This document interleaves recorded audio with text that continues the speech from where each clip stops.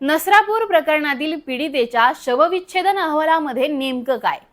नमस्कार, मी Priyanka, I love Nagar news मध्ये आपलं स्वागत. पुण्याच्या भोर तालुक्यातील नसरापूर येथे एका 3.5 वर्षाच्या मुलीवर एका नराधमाने अत्याचार करून तिला ठार मारल्याची घटना 1 मेला घडली होती.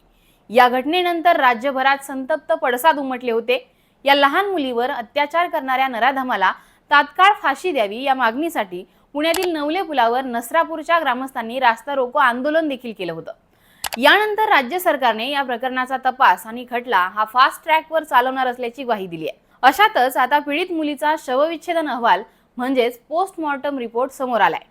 या अहवालातील माहिती ही अंगावर अक्षरशः काटा आणणारी आहे. आता या पोस्टमॉर्टम रिपोर्टमध्ये नेमकं काय आहे ते जाणून घेऊयात. ही 3.5 वर्षांची मुलगी आपल्या पालकांसह पुण्यामध्ये राहत होती. मात्र आता उन्हाळ्याच्या सुट्ट्या लागल्याने ती आपल्या आजोळी म्हणजेच नसरापूरला गेली होती. ती आवारामध्ये खेळत असताना आरोपीने तिला गोठ्यात वासरू दाखवायला नेतो असं सांगून आपल्या सोबत नेलं होतं आणि तिच्यावर अत्याचार केले होते. या प्रकरणातील आरोपी असलेल्या नराधमावर यापूर्वी देखील महिला लैंगिक अत्याचाराचे 2 गुन्हे दाखल आहेत. नसरापूरमधील पीडितेच्या शवविच्छेदन अहवालामध्ये अनेक हादरवणाऱ्या गोष्टी नमूद करण्यात आल्या आहेत. या अहवालामध्ये नमूद केल्याप्रमाणे मुलीच्या तोंडामध्ये मोजा कोंबण्यात आला होता.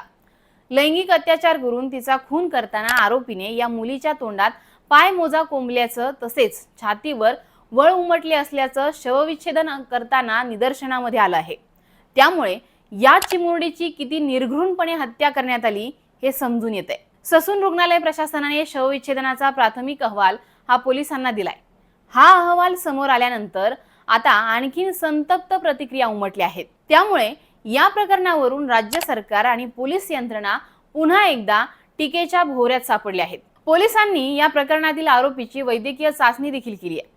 सध्या पोलिसांकडून सगळ्या पुराव्यांची जुळवाजुळव करण्याचं काम सुरू असून लवकरच आरोपपत्र दाखल होऊन या प्रकरणाचा खटला हा न्यायालयामध्ये सुरू होणार आहे. मात्र या पीडितेच्या शवविच्छेदन अहवालातून समोर आलेली माहिती ही नक्कीच मन हेलावून टाकणारी आहे. तुम्हाला या घटनेबद्दल नेमकं काय वाटतं हे आम्हाला कमेंट करून सांगा आणि पाहत राहा आय लव्ह नगर न्यूज.